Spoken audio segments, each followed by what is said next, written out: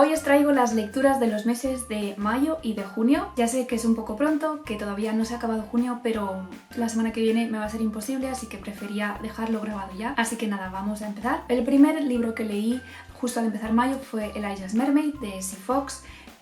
Ya lo reseñé, es novela histórica ambientada en la época victoriana y cuenta dos historias que al final se juntan entre sí. La primera es la historia de Pearl, que es una niña que es encontrada en el Támesis de bebé y es adoptada por los gerentes de un burdel y allí es donde se cría ella. Por otro lado tenemos la historia de Lily y de Elijah, que son dos gemelos que son inseparables, y bueno, Elijah empieza a desarrollar dotes artísticas y al final acaba en el estudio de un pintor. A mí me gustó bastante, lo que más disfruté es un poco los detalles, están bastante cuidados. La autora se documenta muy bien a la hora de hacer estas novelas.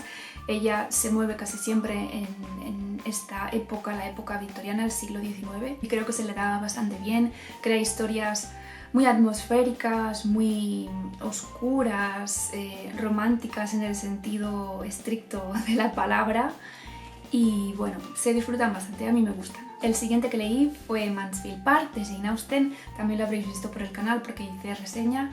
Me gustó mucho, como todos los de Jane Austen. Quizá no esté entre mis favoritos dentro de sus obras, pero se disfruta mucho. Es un libro más denso, yo no os recomiendo que empecéis por este si no habéis leído nada de la autora.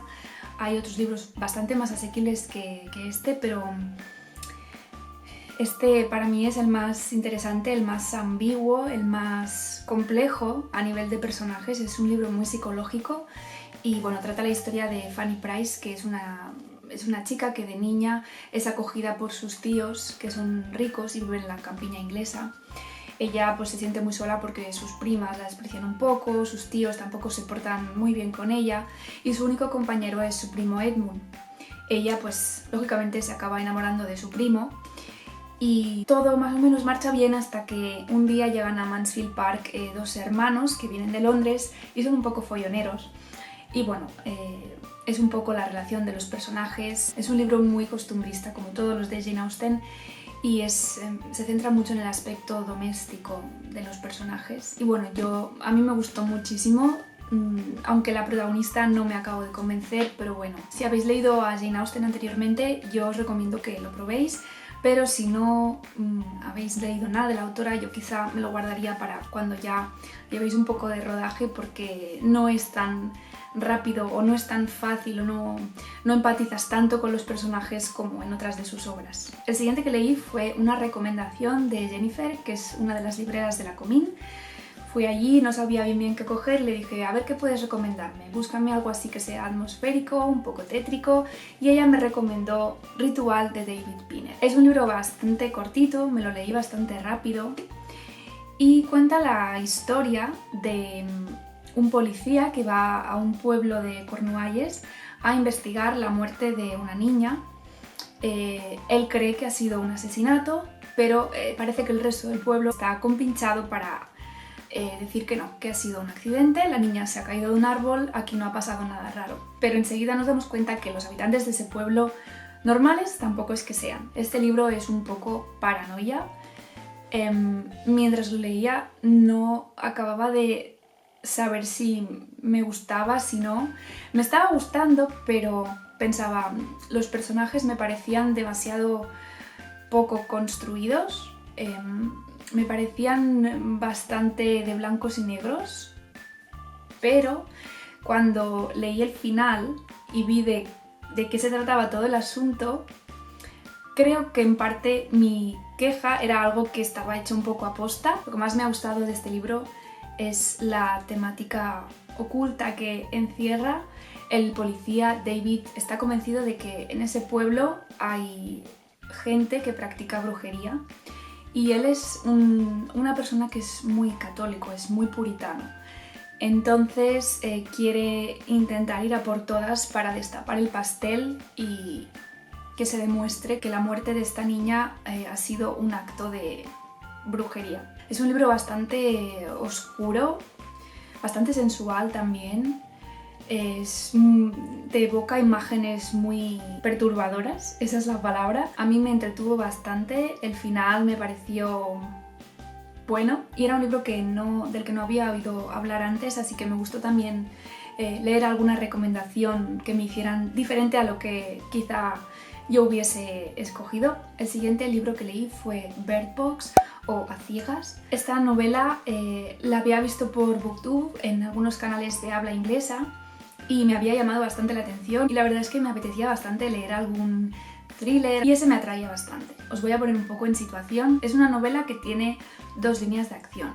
En la primera estamos en el momento presente, tenemos a una chica que es la protagonista que vive con dos niños pequeños de 4 años en una casa. Ella está muy nerviosa porque todo el rato está diciendo que tiene que salir, que tiene que salir. En esa casa todas las ventanas y las puertas están tapiadas. No se deja entrar ni la luz del sol y para salir de la casa es imprescindible llevar los ojos vendados, porque fuera en el exterior hay algo que si lo ves corres un grave peligro. Esa es la primera de las tramas. La segunda se sitúa en el pasado y es la que nos cuenta los inicios de lo que pasó. Las dos tramas van avanzando en paralelo para un poco explicar cómo se llega de una a la otra. Yo no diría que es un libro de terror, es más bien un libro de tensión psicológica, porque claro, los personajes cuando salen al mundo exterior tienen que ir completamente a ciegas, por ese pánico que tienen a que si abren los ojos y ven cierta cosa, les puede afectar a ellos también. Entonces el hecho de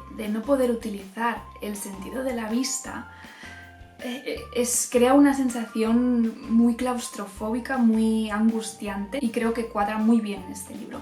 No creo que fuese un libro que funcionase como una película, creo que funciona mucho mejor como libro, a pesar de que se lee tan rápido y es muy visual, por contradictorio que pueda parecer esto, pero la gracia está en que como lector tú tampoco ves el mundo exterior, lo palpas a través de los personajes, lo hueles, lo escuchas, pero no lo ves. Había visto en reseñas de este libro que mucha gente se queja del final. A mí me parece un final bastante aceptable.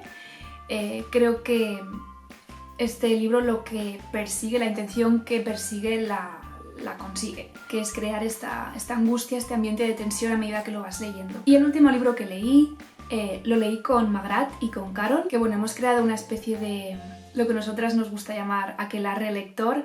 Ya os hablaremos mejor de este proyecto, que es un proyecto así muy light, muy relajado que nos hemos inventado, pero para hacer alguna lectura conjunta de vez en cuando, pues aprovechamos y creamos esta especie de grupo en el que sobre todo vamos a leer novelas de ciencia ficción y de fantasía. Sin casi quererlo, una lectura conjunta que se nos ocurrió hacer encaja perfectamente en estos géneros y es el último libro que he leído este mes. Se trata de Rebelión en la granja de George Orwell. Este libro es una especie de mezcla entre lo que sería una distopía, una sátira y una fábula, todo en uno, y me parece un libro brillante. Este libro cuenta la historia de una granja muy particular, la granja solariega, en la que los animales de repente un día se rebelan contra los humanos y deciden que ellos deben mandar en esa granja y asumir las riendas del poder.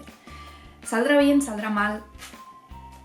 Lo bueno de este libro es que si lo lees así tal cual, te quedas un poco igual. Hay que leerlo lógicamente desde una perspectiva política e histórica.